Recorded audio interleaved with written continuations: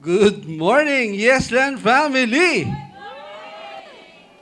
Thank you so much sa award. Siyempre, I would like to recognize yung mga top seller ng Team Jerusalem sa pangunguna siyempre ni Rhea, ni Ian, ni Baby, Ligaya, si Ann, sorry. Thank you sa lahat sa inyo dahil sa sobrang sipag nyo kaya nananatili akong top sales manager month after month.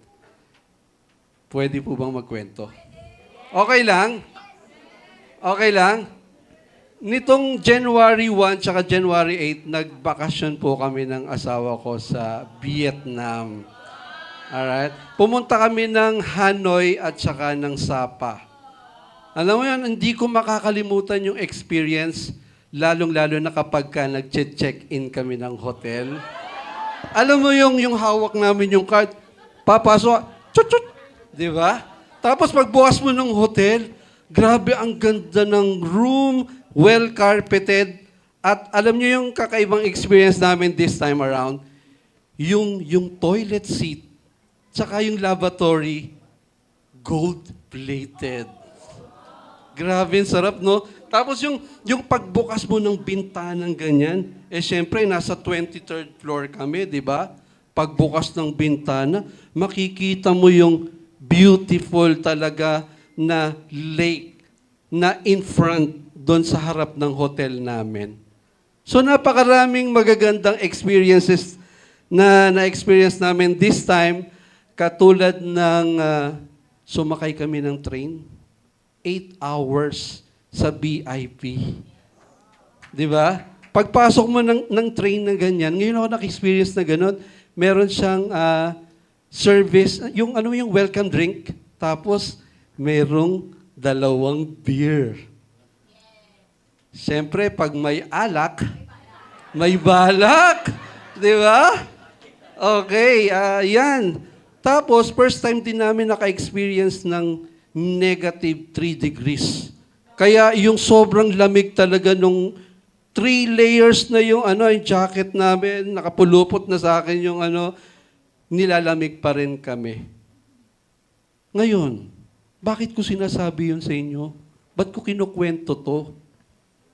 Kasi, alam nyo dun sa trip namin, meron kami mga kasama na hindi na nila kayang maglakad. Merong mga pupuntahan na kailangan umakyat ng hagdan, bumaba. Alam nyo, they stay doon sa bus. And I feel sorry kasi nagbayad sila, pero hindi nila na-experience namin. Ang good thing, kaya ko yun sinasabi sa inyo, kasi dito sa Yesland, hindi mo na kailangang paabutin yung retirement age para ma-enjoy nyo yung buhay nyo. Kailangan lang mag-focus kayo. Mangako kayo sa sarili nyo. Kung last year, nangako kayo, hindi nyo natupad, maybe this time, pwede nyong seryosohin. Alam nyo bakit?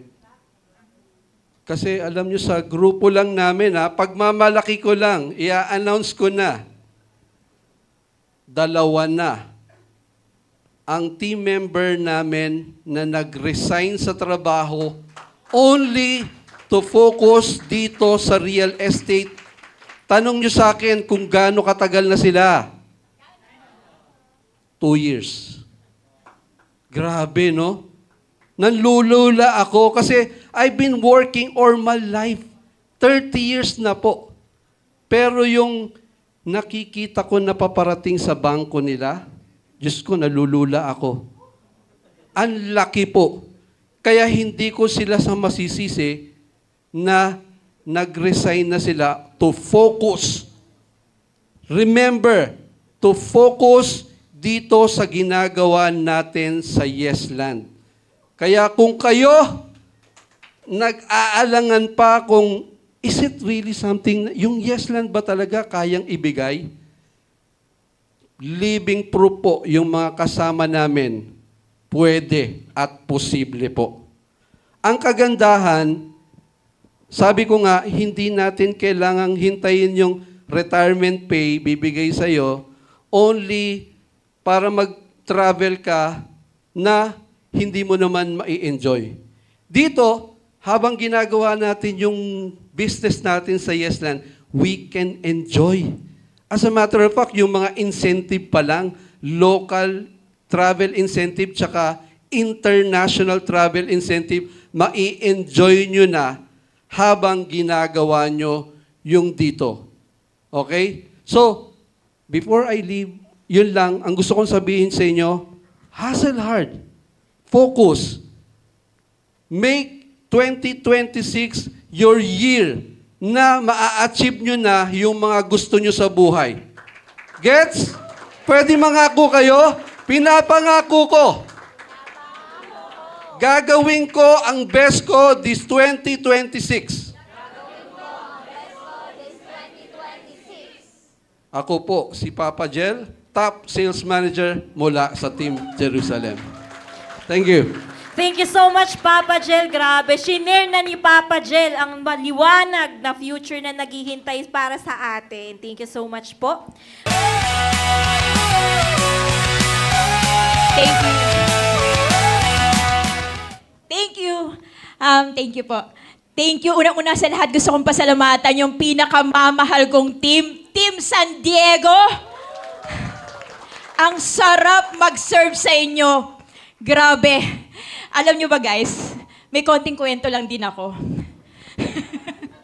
Sa sobrang sarap mag-serve sa kanila, nagkaroon ako ng incentives sa Tagaytay.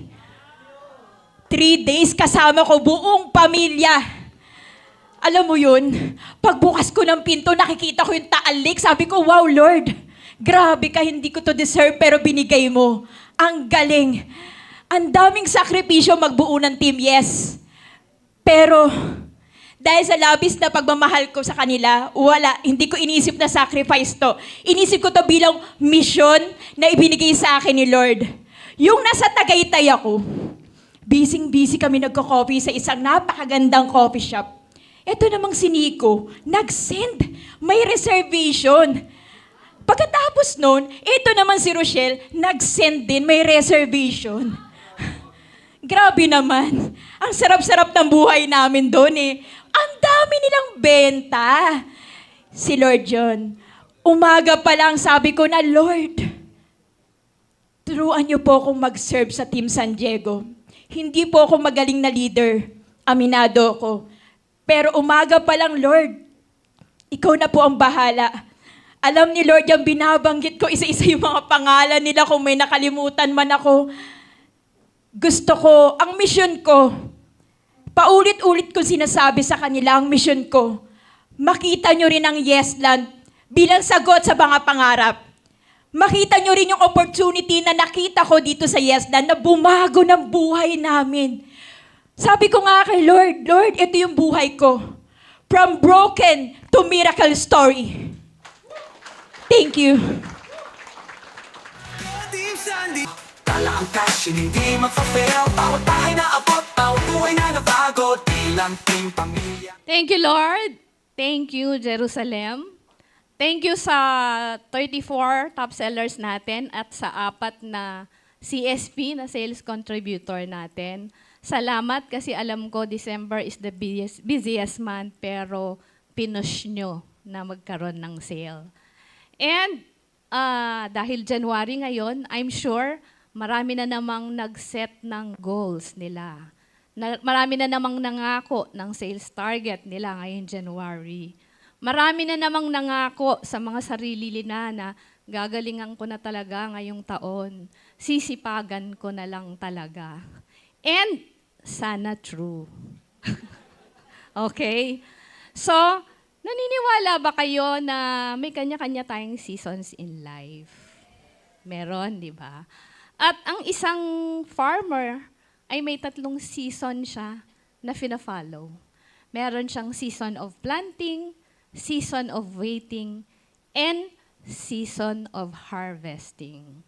So tayong mga real estate practitioner, pwedeng yung iba sa atin nasa season of planting, yung iba nag-wait na lang, yung iba ay nagha-harvest na.